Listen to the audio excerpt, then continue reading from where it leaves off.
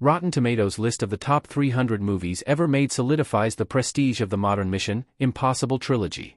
Since making its first installment under the direction of Brian De Palma, Carrie, The Untouchables, in 1996, the Mission Impossible film series has gradually solidified itself as one of the most exceptional action spy franchises of all time.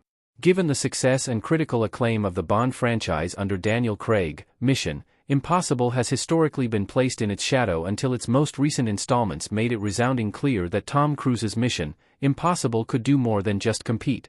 The best Mission Impossible movies have also been the best movies of their respective years, with 2018's Mission Impossible Fallout setting a franchise high with a 97% critic score on Rotten Tomatoes. The Mission Impossible films of the 2010s have undeniably gotten better with age, much like its seemingly superhuman star actor Cruise, who at the age of 61 is still doing his own stunts.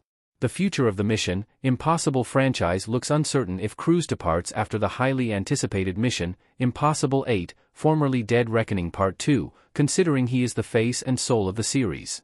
Rogue Nation, Fallout, and Dead Reckoning are a great movie trilogy, according to Rotten Tomatoes. Dead Reckoning is listed as number 61 on Top 300 list.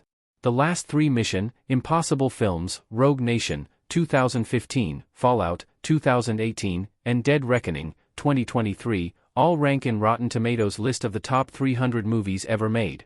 They are the only films of the Mission Impossible franchise to be included on this list, and one of the few trilogies out of the 300 elite movies. The highest on the list was Dead Reckoning, earning the 61st overall spot. Other trilogies in the top 300 include Peter Jackson's The Lord of the Rings, Richard Linklater's Before trilogy starring Ethan Hawke and Julie Delpy, and all four of the Toy Story movies. According to Rotten Tomatoes, the modern Mission Impossible trilogy is not only one of the greatest action trilogies ever made but also one of the best movie trilogies of all time. By comparison, Casino Royale, 2006, just barely cracked the top 50% at 149th overall. Fallout ranked right behind Dead Reckoning in the 71st position, while Rogue Nation snuck in at the 269th spot. Of course, it can be argued that these three Mission Impossible movies are not a true film trilogy since they are part of a larger franchise that also includes Ghost Protocol, 2011, and the upcoming Mission Impossible 8, 2025. The last three films of the Mission Impossible franchise are a trilogy for Rebecca Ferguson's character Ilsa Faust, who was first introduced in Rogue Nation. Faust started out as an antagonist who became Ethan Hunt's ally and eventual romantic interest before she was given a more team-player role and killed off in Dead Reckoning.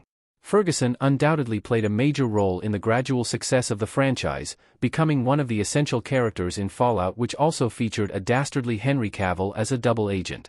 She is not set to return in the next Mission Impossible installment. While the positioning of the three Mission Impossible films on the RT300 list is certainly up for debate, as is the case with many of their selections for that matter, Rogue Nation, Fallout, and Dead Reckoning all deserve to be a part of it. The first Mission Impossible received mostly positive reviews, while the second installment appeared to be steering the franchise in the wrong direction, earning a score of just 56% on RT. Mission Impossible 3 featured a strong villain in Philip Seymour Hoffman, but it wasn't until Ghost Protocol and Rogue Nation that the franchise truly found its stride, improving ever since.